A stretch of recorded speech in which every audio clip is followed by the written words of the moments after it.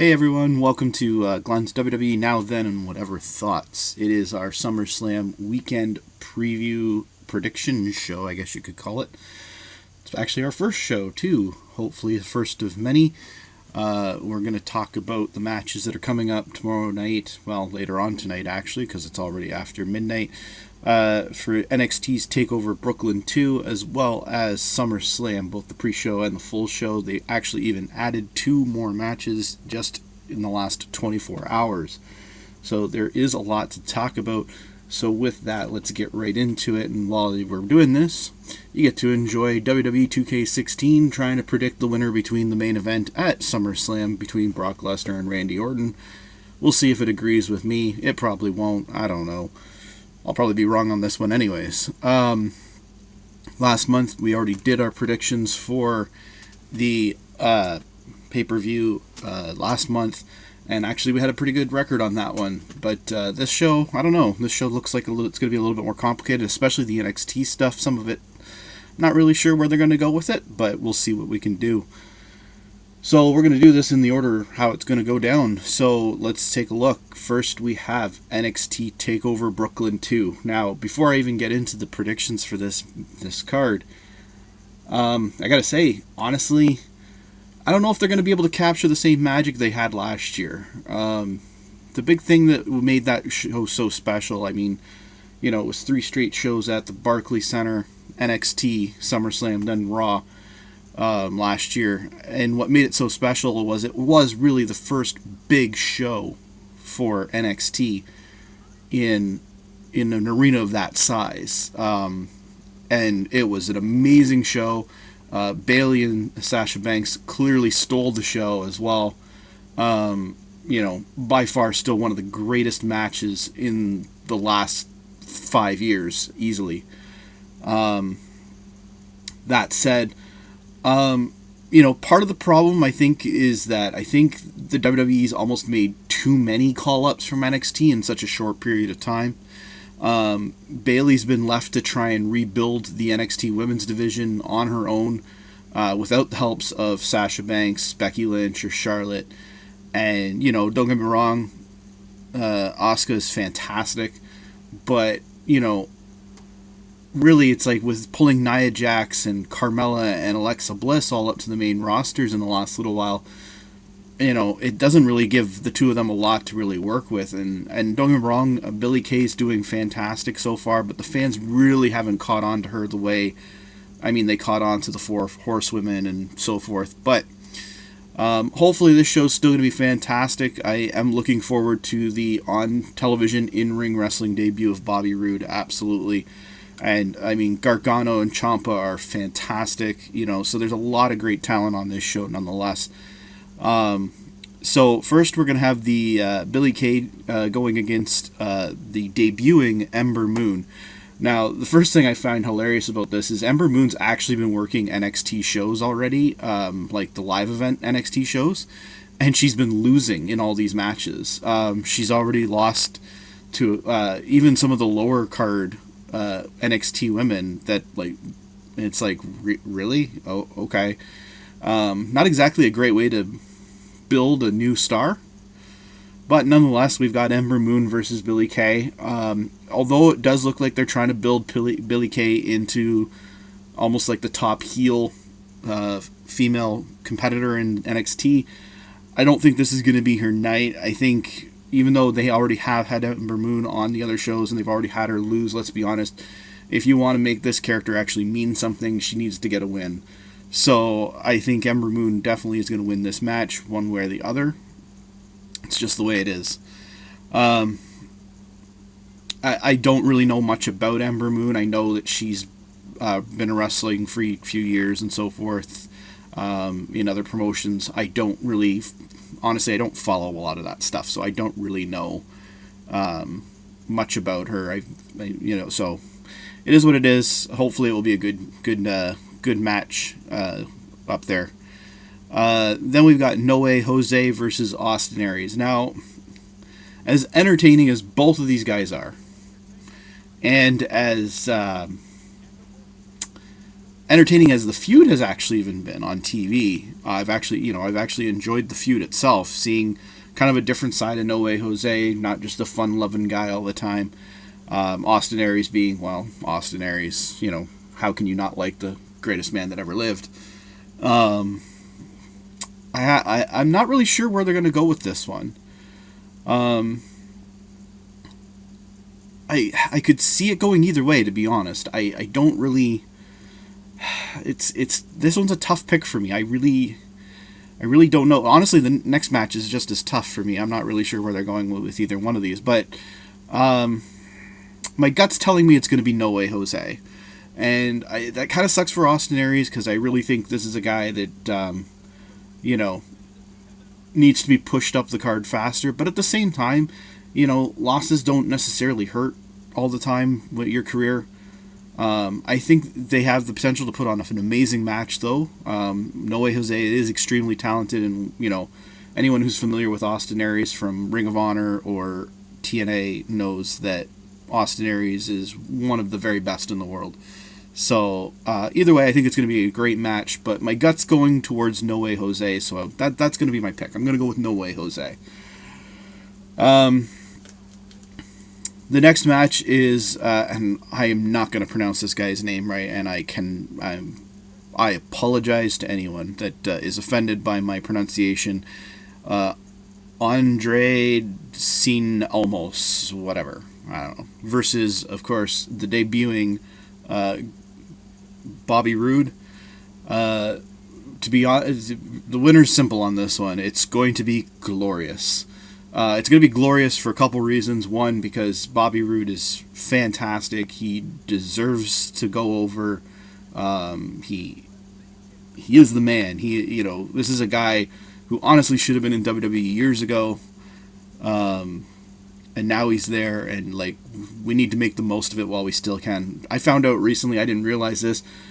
Today's actually my birthday. I turned 39 today.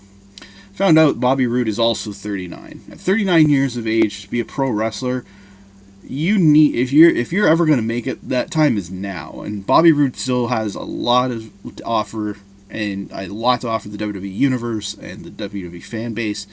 I think they need to hotshot him quickly. That said, too, Almost, I cannot pronounce his name to save my life. This is another man that is extremely talented. That debut match he had against, name escaped me, Ty Dillinger, was fantastic. Ty Dillinger personally is a massively underutilized talent in NXT as far as I'm concerned. But that debut match was fantastic. It was great. I think this is going to be another great match. I think Bobby Roode needs to go over as obviously the debuting superstar. I am kind of amazed that they chose a guy who's still relatively new for his opponent as well, but it is what it is. But yeah, it's going to be glorious, absolutely. And it's going to be Bobby Roode all the way. In the next match after that, and again, speaking of glorious, if by all means look up on YouTube Glorious Bomb. I actually have the link on the Facebook page as well. You can check it out. Johnny Gargano and Tommaso Ciampa with Bobby Roode, some of the funniest video stuff I've ever seen. Even my friends who are not wrestling fans that have seen it, all you have to do is give them a brief background idea that Bobby Roode is so into himself that he can't help but acknowledge his own greatness when others are acknowledging it. That's all you have to tell people, and people think it's hilarious. My friends that are not even wrestling fans found them absolutely hilarious. But Gargano and Ciampa are challenging for the tag team titles against the Revival. The Revival has done something that nobody else in NXT has done yet. They're the first two-time champions of anything in NXT. Which I was kind of surprised to see how quickly they won the tag team titles back from American Alpha, but seeing as American Alpha went up to the main roster, it's not so surprising anymore. That said, the Revival is extremely talented, very old school. Kind of reminds me of the old Arn Anderson, Ole Anderson, Brainbusters, what's the other team I'm thinking of? Ironically, all of them with Arn Anderson. The Enforcers, kind of that old school tag team mentality. It's a fantastic thing to have. You definitely need a team like that. The Revival make great tag team champions because you just want to see them lose because of, who they are. And obviously the fans are extremely into Gargano and Ciampa. Absolutely into these guys. It's amazing how much the fans love these guys. But I don't know that Gargano and Ciampa are going to win the tag team titles. I mean, part of me thinks they will. Yeah, maybe they will. I don't know. See, honestly, some of these matches I'm actually thinking about kind of for the first time, and this is actually one of them where I haven't really given it a lot of thought until now. It would be weird to have the Revival lose the titles again so quickly.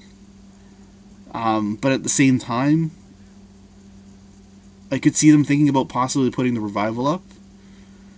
Oh, RKO out of nowhere.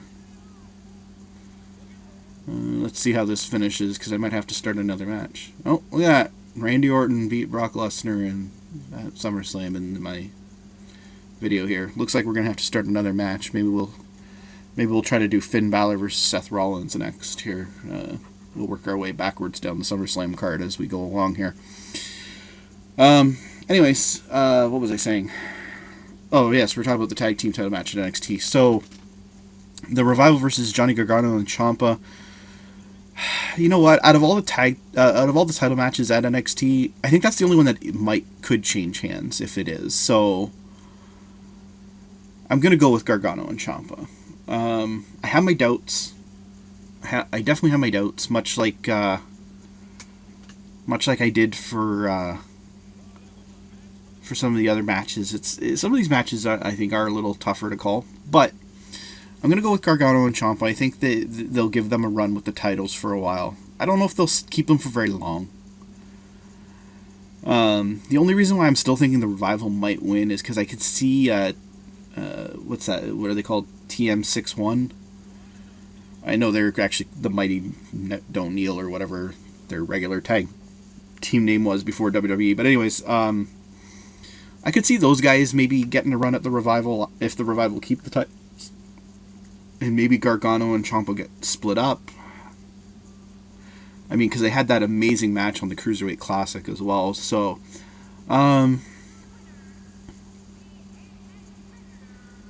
but I'm gonna stick with Gargano and Ciampa. I think, yeah, that's gonna be my pick. This goes to the women's title match. They're really hyping up the whole Bayley becoming the 2-time women's champion and so forth. And in many ways, as I've already kind of mentioned, the women's division in NXT since about this time last year, when 3 out of the 4 horsewomen were called up to the main roster, it's been a little.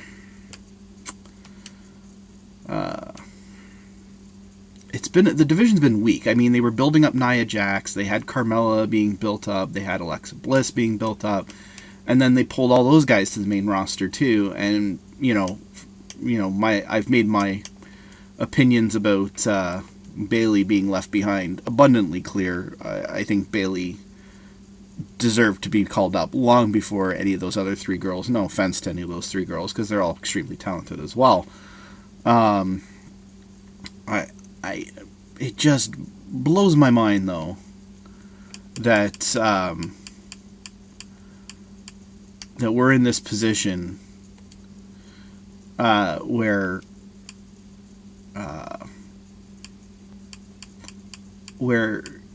for Bayley to go up to the main roster would mean Asuka being asked to build the entire division on her own now. And obviously, I don't think that's fair.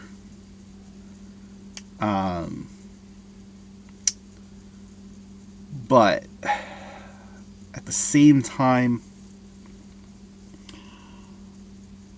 if you're not going to call up Bayley now, then you're never going to call her up. I mean, it's been a year. She should have been called up a year ago with the other 3. And now it's a year later, and I don't know, to stick the title back on her again and leave her down there for another 6 months to another year, I think is a tragedy, really. So I think the title's staying with Asuka. I think she's going to stay undefeated for now. And I think that's pretty much it. I think Bayley's gonna probably come up to the main roster sooner rather than later. As you can see, I haven't updated my champions on this, which is hilarious because I think Seth Rollins still has the WWE title in my game too, just like he does at the start by default. And yet they chose to have him come out with the US title on, but whatever. It's not the point. We're just simulating a match anyways. So anyways, I'm sticking with Asuka on this pick because I think it is time to pull Bayley up, even though I think it's going to make the struggle to build the women's division in NXT even harder. I don't think you can continually hold Bayley back, though, because of it. So I think Bayley needs to be up on the main roster sooner rather than later. And yeah, I think that's basically where we're going with that. And then of course there's the main event: Samoa Joe defending the title against Shinsuke Nakamura. This is another match that I'm having issues with. I think Joe should continue to hold the title for a lot longer. Because honestly, I don't think they're ready to be pulling Joe up to the main roster yet. Even though definitely he could hang with the main roster for sure. I don't think they're ready to call him up yet. I think having a heel champion is fantastic. It always gives something to somebody to chase. Shinsuke Nakamura definitely is deserving of a title shot. He would make a great champion, no doubt about it. He's an extremely talented wrestler. I didn't know much about him because I don't follow a lot of other wrestling besides the WWE. I'd seen him wrestle once or twice from some stuff I'd seen from New Japan when he was there, but I didn't really know much about him, and it was like some of his more earlier work. But now having seen him quite regularly, I get the hype. I get it. It's well-deserved. But I'm going to stick with Joe on this one. I think Joe's going to retain the title somehow. I think we will get a rematch between these two down the road as well, which would be great. Again, having Nakamura continually chase Joe for the title, I think, would be fantastic. I think Joe should have the title for a long time. But, yeah. So we're going to go with Joe. So for the NXT TakeOver Brooklyn 2 show, we're going with Ember Moon, No Way Jose, Bobby Roode, Gargano and Ciampa, Asuka, and Joe. Those are our picks for that. So we'll see how well we do with that later on tonight when the show airs. I hopefully will be able... I definitely have it set up to record just in case I'm not around at the time that it starts. Hopefully I will be able to watch it live, and we'll probably, if we are, we're going to be probably commenting as we go along, like I tend to do. So next up, we have the SummerSlam, and there is the pre-show is 2 hours long, which honestly I think is way too long for a pre-show, even for WrestleMania. I get that these are bigger cards. I get that you want to try and squeeze as much of the roster on one show.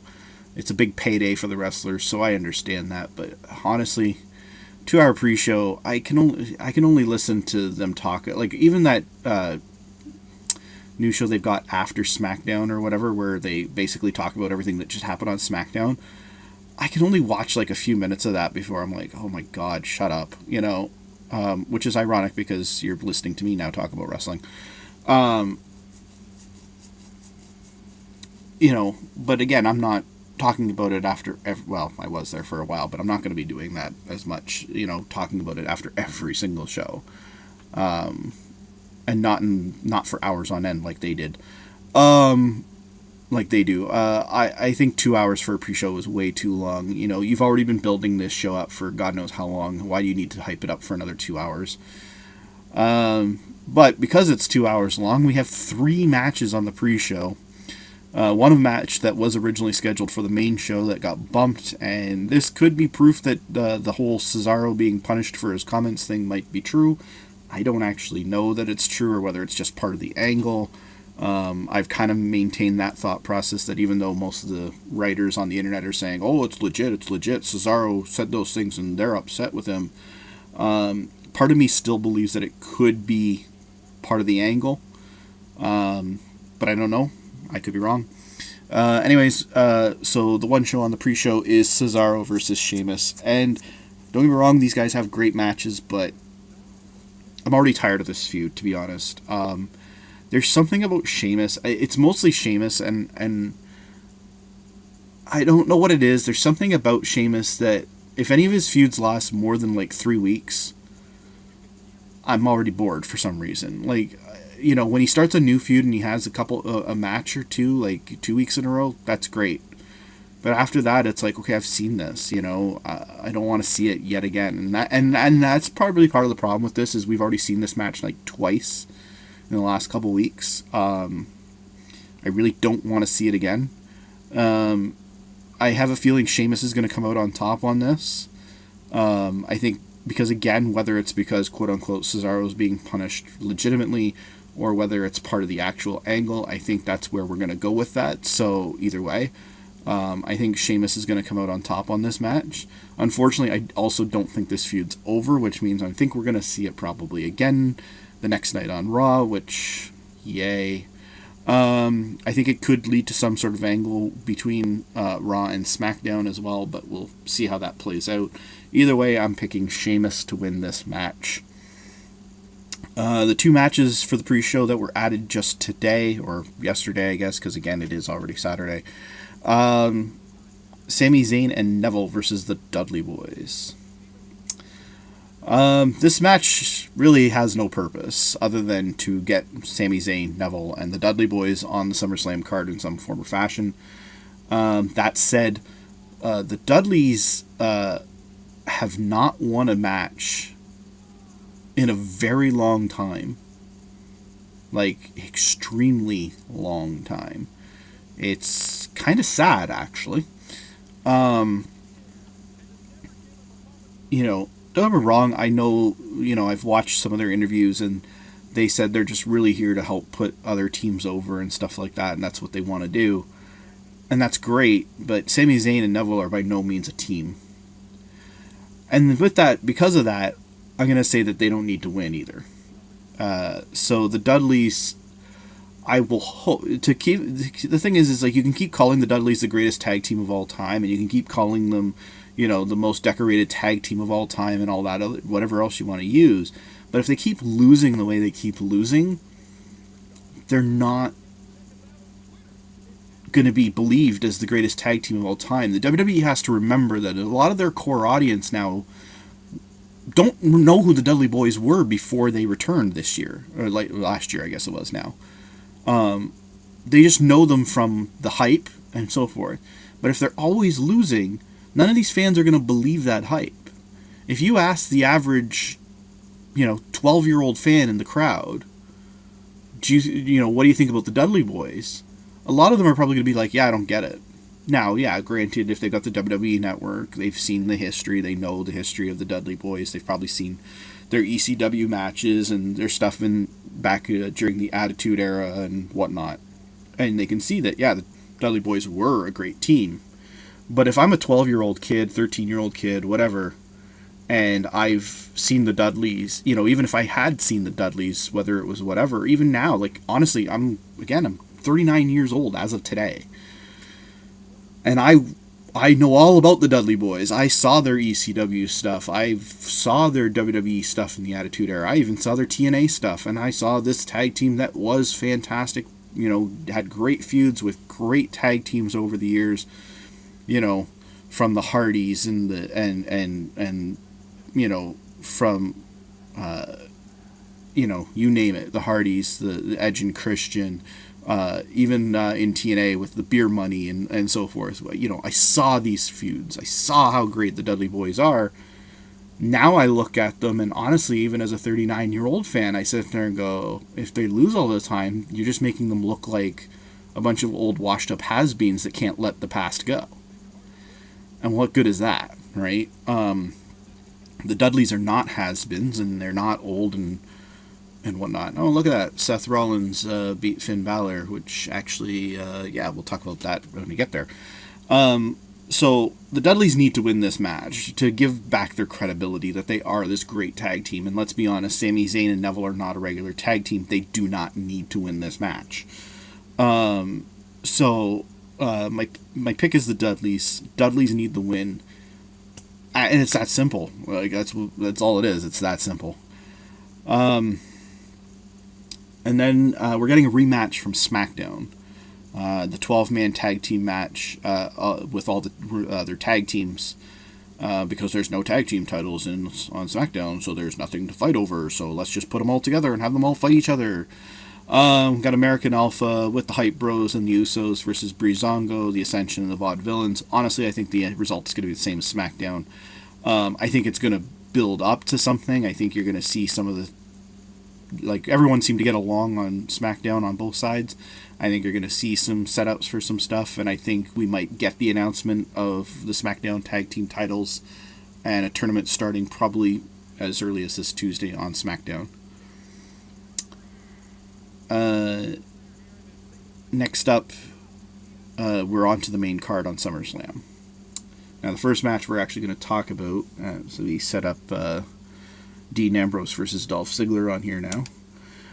The first match we're actually going to talk about is the match that basically got changed last minute. Now, brief detour on the predictions here. Let's quickly talk about this.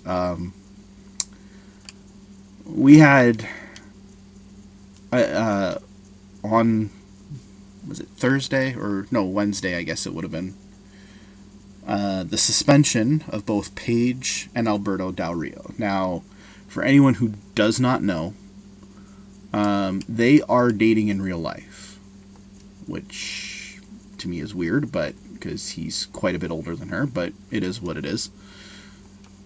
My parents are about 12 years apart, so I can't really say squat. That said, they were both suspended on the same day. Now, details haven't come out as to what the suspension was over. But ironically, it was the day after Paige's birthday. So, part of me believes that the suspension might have something to do with the two of them maybe smoking a joint or something like that, and it got caught on camera or something like that, or there was a picture. Maybe because they were getting a little too crazy celebrating her birthday. I don't know. Honestly, we don't know what the actual reason is yet. That really hasn't come to light. And even if stuff does start to get said, it's only going to be rumor and speculation anyways, because there probably won't be any actual proof of any kind. And the WWE tends to keep that stuff secret. Like, we still don't know specifically what Roman Reigns was suspended for.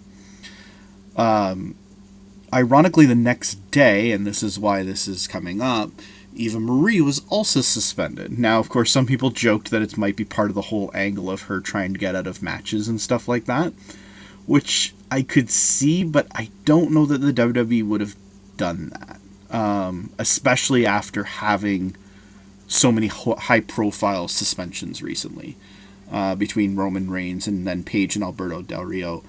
I don't think the WWE would have done that. So I don't think it's part of the angle.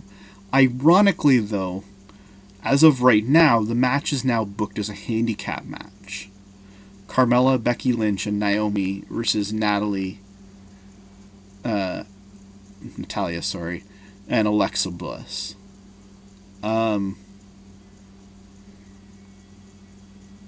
Needless to say, if it stays a handicap match, it's obviously going to... I would imagine that it will be Carmella, Lynch, and Naomi that go over.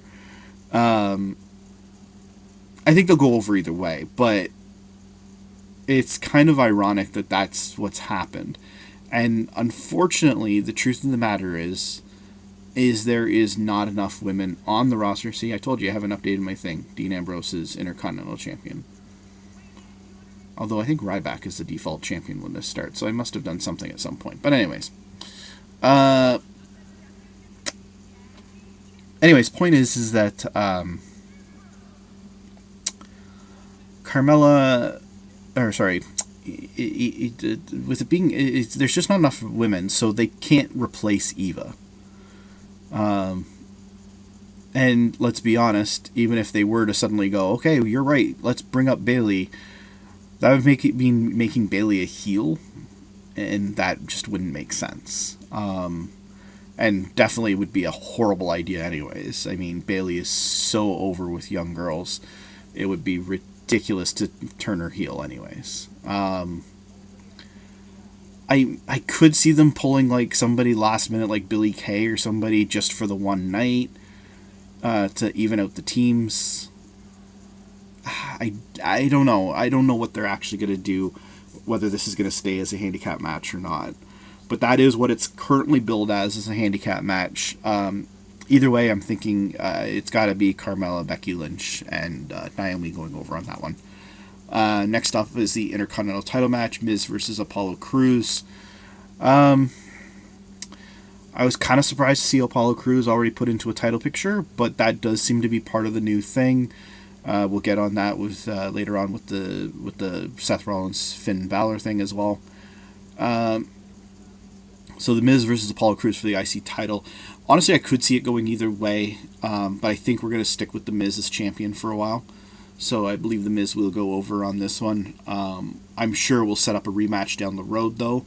I don't think this feud's over. I definitely think we're going to see more of it going down the road. I think it's going to be a decent match, though. Both guys work really, really well. So yeah, I think it's going to be an entertaining match. I think Crews is going to get close, definitely, but I think Miz will retain the title on this one. Then you got Enzo Amore and Big Cass versus Chris Jericho and Kevin Owens. Again, I've been extremely critical of this whole makeshift tag team thing when you've got tag teams already to feud with. It just goes to show you that they clearly have nothing for Jericho and Owens as it relates to as being single stars. However, could this be something to set up for that? Possibly. I don't think they're planning to split Enzo and Kaz up yet. I think they're going to stick together for a long time to come. I think it would be foolish to break them up so soon after debuting on the main roster. Jericho and Owens, though, on the other hand, I could see them turning on each other in this match, possibly. I could see them maybe getting through this match, but somehow leading up to that in a rematch or something like that down the road. It's hard to say. I do believe Jericho and Owens are going to go over, though. I think they actually are going to go over. They are extremely entertaining together, though, I will say that. Which is why I think it could lead to a feud between the two of them. I don't know whether that means you make Jericho a face again. I don't know. I don't know what the right answer is. It may be more entertaining for them to both work it as heels anyways. I think it might be anyways. It could work. But I don't think this is the match that's going to do it. I think that you might see seeds of it, but I don't think this is the match that's going to actually do it. I think we're going to see Jericho and Owens go over in this one. We're going to get a rematch between these guys down the road. Between these two teams down the road, and I think they're going to milk it for a while, but I think it could lead to a feud between Jericho and Owens for sure.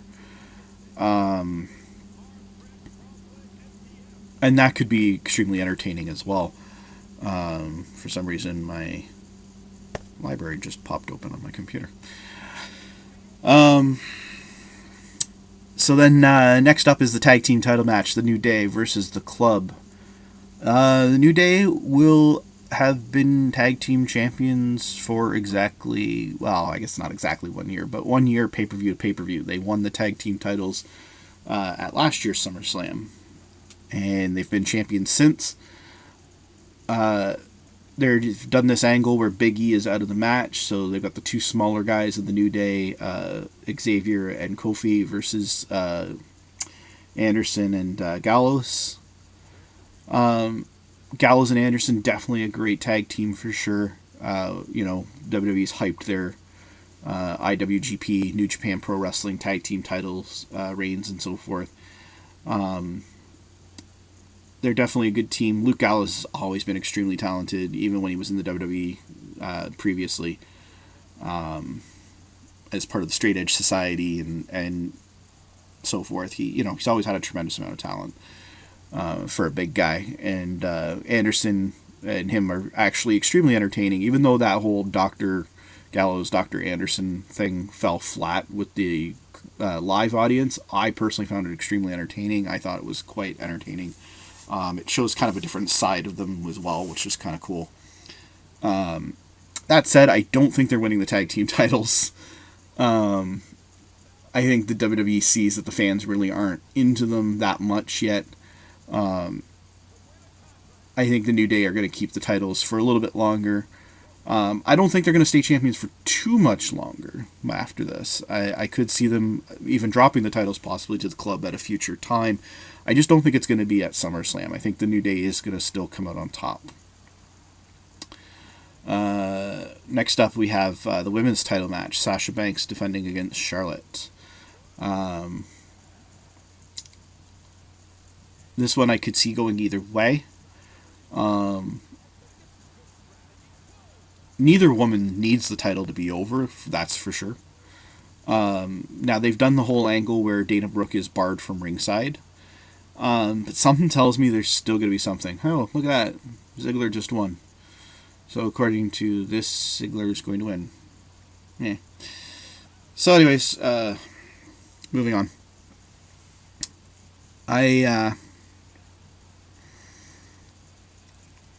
I'm going to stick with Sasha Banks. I think she's going to retain the title. I think it's a little too soon for her to lose it back to Charlotte. I think she will eventually lose it back to Charlotte as well. I think Charlotte will get a second run as women's champion. Yeah, she's... I think Sasha's got the momentum going right now. I think they're going to keep the title on her for a little bit longer for sure.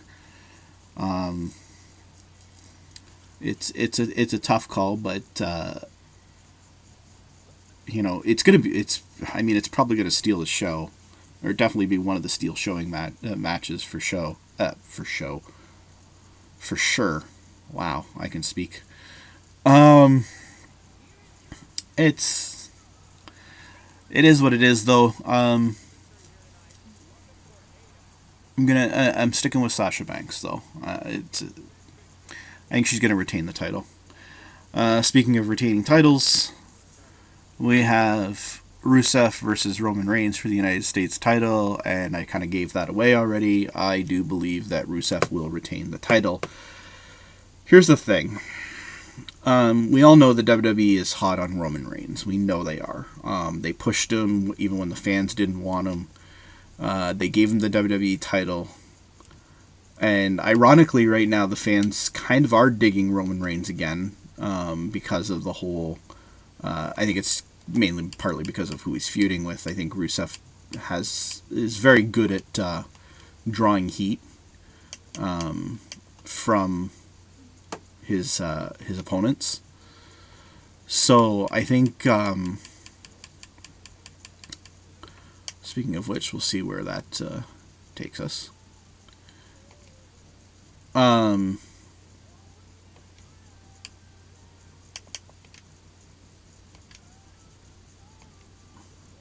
Let's start this up here. So now we're actually going to do this match, because why not? Rusev's going to retain the title, and Roman Reigns, again, as hot as the WWE is on him, I think the WWE needs to have Reigns lose, because they need to show the rest of the locker room that there is consequences besides suspension for violating the wellness policy. And let's be honest, Roman Reigns got suspended, still came back, had his match at for the title. Well, apparently he's my WWE champion in this one. All right. Anyways, they had it. He had his suspension, came back, got his title match anyways against Dean Ambrose and Seth Rollins. Which, in my opinion, honestly, they had every right to take Roman Reigns out of the match and make it a one-on-one between Seth and Dean. And honestly, that's what they probably should have done. And then now he's in the U.S. title picture. And, if you're anybody else on the roster, all that says is hey, if the WWE likes you, you can screw up as much as you want. They're still going to push you. And I'm not saying that they should stop pushing Roman, obviously. If they still believe that Roman Reigns can be the guy, he can be the guy. He just doesn't have to be in a title picture. And I don't think he should be in a title picture. So I believe Rusev will retain the title. I think the feud will go on again. This is another one where I think the feud will keep going for a little bit longer. That's the thing. SummerSlam is not the... I recently heard in an interview one of them saying, I don't remember who it was, I think it was John Cena was saying in an interview that SummerSlam's kind of like their season finale. And he said that that's the end of the feuds, and it's no, it's not. WrestleMania is supposed to be your ends of the feuds. And don't get me wrong, none of their shows ever end up being quote-unquote the ends of all their feuds, but most of these feuds just started because of the brand split and so forth. So, I don't think that this is the time. So some of these feuds need more time and so forth, and I think this is one of them. It would help. The advantage to this is because the fans do seem to appreciate Roman Reigns a little bit more with this feud against Rusev. So by having them continually feud, it's going to keep helping put Roman Reigns over with the crowd. After this feud is over, Roman Reigns can move on to something else. Maybe get some matches going with some other people. Whoever it is, and you can start to rebuild him back up and so forth, and then eventually get him back into that title picture on the main card with the Universal title. So yeah, I believe Rusev is going over in this one. And that's pretty much that. Now, this is the match that I'm finding kind of hilarious. So we're having a rematch between John Cena and AJ Styles. And the WWE is billing this match as it will finally be the one-on-one encounter. Because AJ Styles and John Cena are on SmackDown, and he no longer has the club to help him. Except it's a joint pay-per-view, and the club is on the card. So why wouldn't the club still help them? They said it themselves in their own interviews after the draft. We're still a club. We're still the club. We're just going to take over both shows separately. So if they're still a group, why wouldn't they still be a group, right? And I have no doubt that just like we had in the past in the drafts when there was joint pay-per-views, we're going to still see that those segments backstage. And I have no doubt at some point during the show, before the John Cena AJ Styles match happens, you're going to see AJ with Gallows and Anderson. It's oh, it's good to see you, whatever. I mean, we'll see it with a few others as well, I'm sure. But I'm sure we're definitely going to see that one for sure. And I do think the club's going to get involved. I do think AJ Styles is going to go over again with help from the club. And I think that that will set up yet another match between John Cena and AJ Styles. And that will be on a SmackDown only pay-per-view where the club definitely can't interfere. And that's where John Cena will finally get his win back. Ironically, what that actually does is all it says is it devalues AJ Styles. At least in the eyes of the fans. Does it actually devalue AJ Styles? No.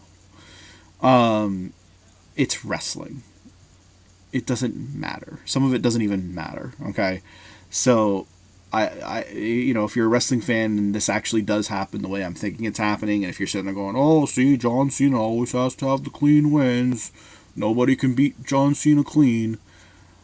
Just remember, Kevin Owens did it on his first match on the main roster. So it does happen. Stop saying it doesn't happen. Oh, Lana getting involved there. Apparently she had to pick up her man. But AJ Styles is probably going to go over with the help of the club. Next match is Dean Ambrose versus Dolph Ziggler for the WWE World Heavyweight title. And despite what the simulation just showed a few minutes ago, I believe Dean Ambrose is going to retain the title. There's something about Dolph Ziggler. I can't put my finger on it. I don't think the WWE can put their finger on it. And I think that's part of the problem, is the WWE can't figure out why Dolph Ziggler is so popular, yet, honestly, the majority of the fan base that actually goes to the shows and attends the shows, I don't think would buy Dolph Ziggler in the main event role. We've seen him as a world champion before, absolutely. But let's be honest, he was a heel and nobody really liked him, and the only reason why they really got into him was because he was with AJ Lee, and 2, because he cashed in his Money in the Bank, and the fans seem to love everybody who cashes their Money Bank, regardless of who it is, when they do it, or who they do it against. And the fact that it was against Alberto Del Rio, somebody who definitely has not resonated with the WWE audience, I think made it that much better. They were trying to push Alberto as a face at the time, and fans weren't really into it. Ziggler was always kind of still liked by the fans, even though he was a bad guy. But the fact that you then threw him in there against Alberto Del Rio cashing in a Money in the Bank, I mean, it was a no-brainer. The fans were going to eat it up. So I think Ziggler's close. Don't get me wrong. I think Ziggler's close to that promised land where he could be the champion one day and the fans would be thoroughly behind it. I don't think that time is now. I just don't see them changing the title. I don't see them putting it on Ziggler. Not today. Not at SummerSlam anyways. Next up we have the Universal title match between Finn Balor and Seth Rollins. Now, the fact that they debuted the Demon already on Raw pissed me off, to be honest. I think that was a look that should have been saved for SummerSlam. Even though, because of how global NXT has become, the majority of the fans are very familiar with these guys coming up to the main roster, which is something that guys like Rusev and so forth, they didn't have. Bo Dallas, these guys didn't have that same following. NXT wasn't as global as it is now. So the guys coming up from NXT now have a huge advantage over the guys that came up before them, for sure. And part of that is because of the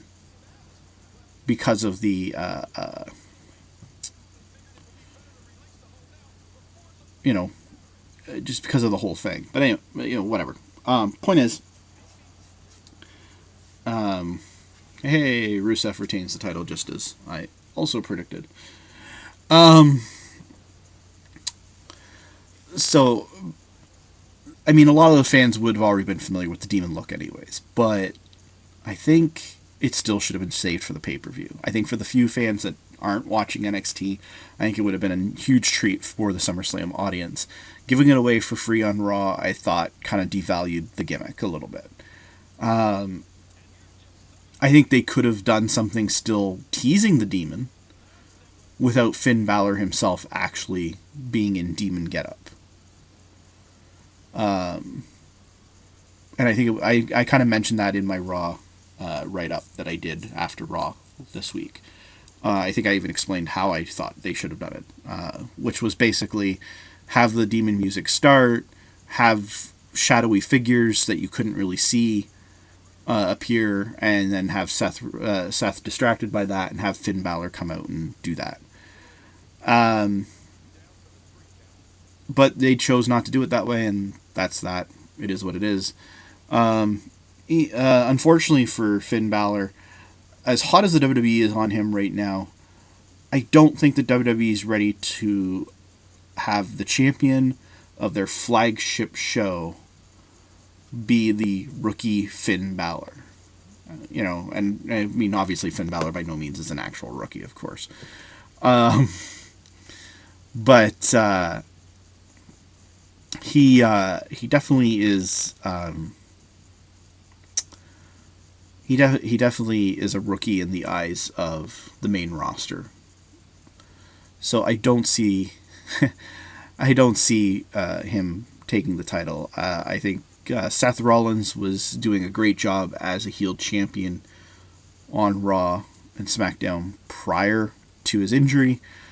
I think the WWE has faith that Rollins can do this again, and I think that's where they're going to go with that for sure. So at the end of the day, it's got to be Seth Rollins as the first ever Universal Champion. I think it's great because it would also give Seth Rollins additional bragging rights about how he can talk about, not only being the first ever NXT champion, but also the first ever WWE Universal Champion. So I think Seth goes over on this one. And I'm not even going to start up another match, unfortunately, but, well, maybe I will, but it's not going to be anything. Let's just do something random, actually. We'll do a random match. I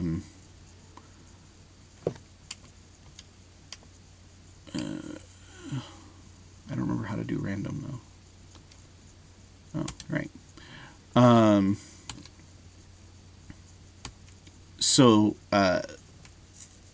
Yeah, main event. Brock Lesnar versus Randy Orton.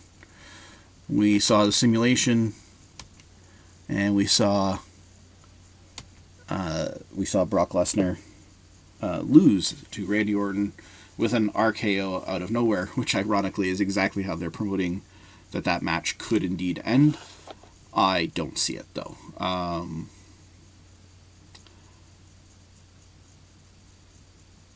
I think WWE still has plans for Brock Lesnar.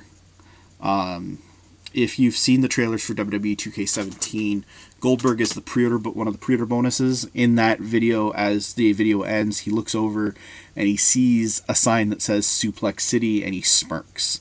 If anybody remembers when Brock Lesnar was in the WWE the first time, his last day with the WWE was WrestleMania 20 in a match against Goldberg, and it was also his last day in the WWE. We never got the rematch. I do believe Randy Orton is going to win. I don't think it's necessarily going to be with an RKO out of nowhere. I think it's going to be with a Goldberg out of nowhere. I believe Goldberg is coming in. I think he will be at SummerSlam. It will help promote, obviously, the WWE 2K17 game, obviously, as him being the pre-order bonus. But I also think it's going to... And I think it's hilarious, too, that then Brock Lesnar is on the cover of the game as well. But I think it's also a case of the WWE saying, yeah, we're giving you the rematch. There's even rumors that it could happen at Survivor Series, which is actually not too far, happening in Toronto, which is like less than an hour away from where I live. Which I kind of want to go to Survivor Series, but honestly, I can't really afford to, so that's not happening. But anyways, yeah, bro, I think Randy Orton is going to go over, but it's going to be from a Goldberg out of nowhere. And I think that's going to set up for a future match between Brock Lesnar and Goldberg down the road. Whether it's at Survivor Series or whether they hold off and wait till next year's WrestleMania. I also think, generally speaking, these pre-order bonuses and returns of certain characters for the video games... Because even before Sting had technically even officially signed with the WWE, he had already he was the pre-order bonus, obviously, for the WWE game a couple of years ago, before he'd even signed for the WWE, and he did appear in the commercial. Ultimate Warrior, same thing. He had not signed with the WWE yet to come back in any way, shape, or form, but he did appear in the commercials for the game that he was going to be featured in as pre-order content and so forth. It seems to be almost like a foreshadowing for the return of the character in some form or fashion. I think for Goldberg, it is going to be a match against Brock Lesnar again. And it also seems to be foreshadowing for a future Hall of Fame nod, which I think Goldberg will also be getting at WrestleMania next year, for sure. So I think that's a done deal. I mean, it is what it is. So Randy Orton is going to go over as far as I'm concerned in this match, but not because of his own merit. So for the complete SummerSlam breakdown, we are going with Sheamus, Dudley's, the team of American Alpha Hype Bros and the Usos, the team of Carmella, Becky Lynch, and Naomi, The Miz, Jericho and Owens, The New Day, Sasha Banks, Rusev, AJ Styles, Dean Ambrose, Seth Rollins, and Randy Orton. So, those are my picks for the two big shows this weekend. One of them's tonight. They're both obviously live on the WWE Network, so if you have it, you can watch them and give your opinions as well. And I'd be welcome to hear your opinions on what you think is going to happen. I've made my picks. I'd love to hear yours. And we will find out who's right and who's wrong, and find out who's making decisions based on what should happen because of stories, and who's just making things to swerve fans for the sake of swerving fans. Although, honestly, in a lot of these, I don't know that there is any of those type of scenarios. I mean, really, the way a lot of these matches are set up, honestly, nothing would really be a swerve. It's just what it is. So, yeah, either way, I'm looking forward to it. It's going to be good. One thing I will say, too, I was thinking about this earlier this week. So, last year, as I mentioned, they rented out the Barclays Center. Wow, that was disgusting. They rented out the Barclays Center for the 3 nights. They did the NXT show on the Saturday, they did SummerSlam on the Sunday, and they did Raw on the Monday. With SmackDown being a live show now and being on the Tuesday night, I'm really shocked that the WWE didn't book it for 4 nights this year and is running SmackDown out of there as well. I'm really shocked by that. I thought for sure that they would, based on that. But to be honest, they also had this booked a long time ago already. And probably even before they even knew that they were going to move SmackDown to Tuesdays and make it live. Although they tape SmackDown on Tuesdays all the time anyway, so that wouldn't have really made a difference. But obviously, probably before they even thought they were going to be doing a brand extension, or to this extent, so maybe they didn't realize that this is how the show would be at this point. That was kind of cool. He won, right? And oh, wow, he kicked out. Damn. Trouble in Paradise in midair. That was kind of cool. Anyways, so yeah, I don't see. I was kind of surprised by that, but it could have been that it was already booked and it was too late to change that at that point. And it's unfortunate too, because they actually have been using the Barclays Center all week for meet and greets as well, actually. And they were supposed to have a concert last night to benefit Connor's cure, but it got canceled. And what I thought was hilarious is the main attraction was gonna be Flow Rider, which I thought was hilarious because Flow Rider, to be honest, is not as popular in New York as he is obviously in Florida. What I also find hilarious is that the Barclays Center is owned by Jay-Z, and they couldn't get Jay-Z to perform, and the what's it called? Oh, and P. Diddy Combs, who has appeared for the WWE plenty of times and is the quote-unquote curator of the music for WWE 2K17, which does not impress me at all, but, you know, because again, I'm not into rap, hip-hop, or anything like that. But anyways, I find it hilarious that they also didn't have him. Now, the thing is like, they were appealing only to one type of audience, to be honest. So, it was kind of silly to begin with. I think they assumed that what fans would want to see as a concert, and they were wrong. It is unfortunate, though, that the concert isn't happening because it was to benefit Connor's cure. And I'm all for anything that's for charitable events, especially when it comes to healthcare or anything like that. So that was a little disappointing.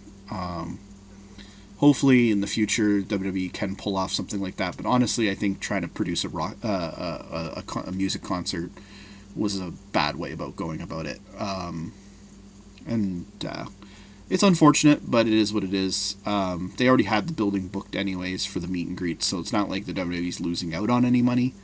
And I think that's why they thought it might be a good idea. Hey, we can throw this concert and charge ticket prices. We don't have to pay anything extra to do it because we already have the building anyways.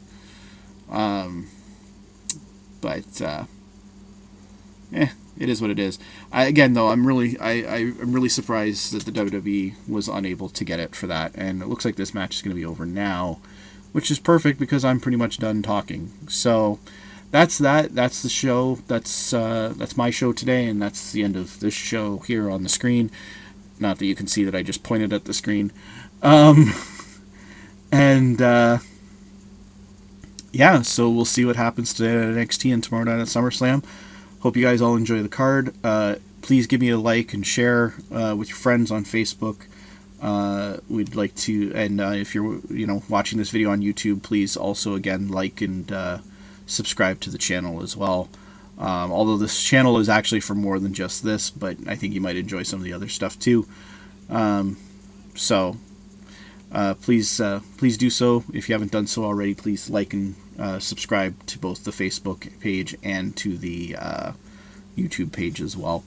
I will be doing, as I said, during the SummerSlam and NXT, I will be trying to keep up with the results and be posting on the Facebook page as it goes along.